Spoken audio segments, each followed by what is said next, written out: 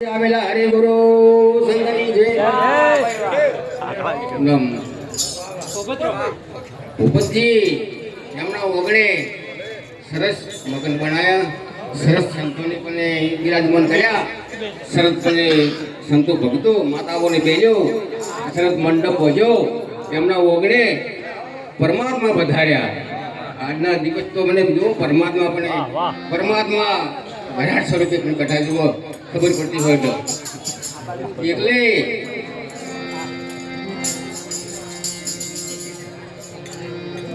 આવા મંડપ બોધવા આવું કોઈ સંતોનો શબ્દો ભળવા મળે, કહેવા મળે, આપણે એ કોઈ ભાગશાળી કહેવા, જેટલા આપણે કોક ભાગશાળી કહેવા કે બીજા અવતારાને કોઈ આર્ય કોઈ ભૂજી આવવું નથી. મનુષ્યના અવતારે જ આર્ય પરમાત્માને પદને આપણે કોમવું હોય, પરમાત્માના પદને આપણે જો એમને કોમવું હોય તો આવો જ મનુષ્યનો અવતાર છે કે બીજા કોઈ અવતાર કોઈ મેળ પડે એમ નહીં.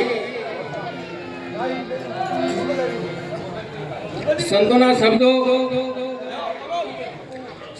શબ્દો કેવા છે?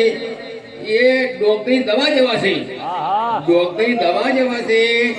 એ આપણને પોષ વિષય દુખાલે અનેખા ઈર્ખા, પણ જો આ શબ્દો આપણે વભળ તો આપણને બધા આર્યો આપણને દુખાલે નહીં.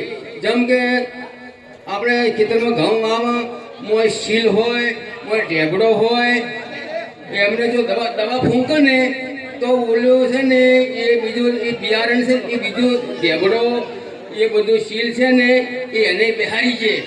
પણ ઢોર શું કરે?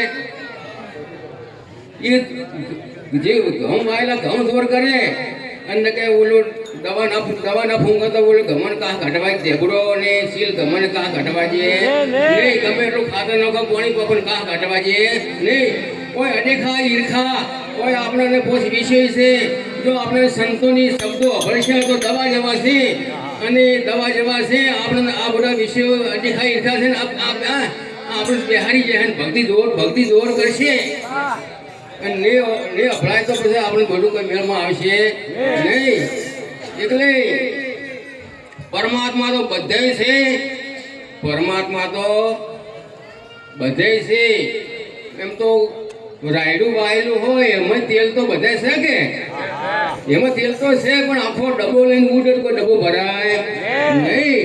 આપણે પરમાત્મા ભલે આપણે ઓમથી ઓમ દોડન ઓમ કરે એમ પણ પરમાત્માને કોઈ હાથમાં આવે નહીં.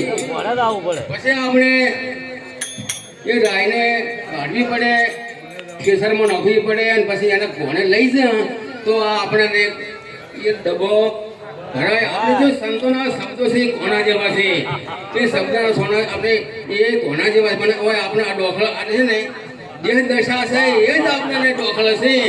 અને દેહ દશા મટી જાય તો તેલનો ડબ્બો ભરાય ને ભરાય. મારા આલગુરુ છે હો કે બાબુજી મારી ઘરે જમવા આવશો કે જમે ગાણ સીધું લે ગયા પેલા સત્સંગ કરવાનો ભજન બોલવું એ ઘટોરા સદગુરુ મહારાજની છે.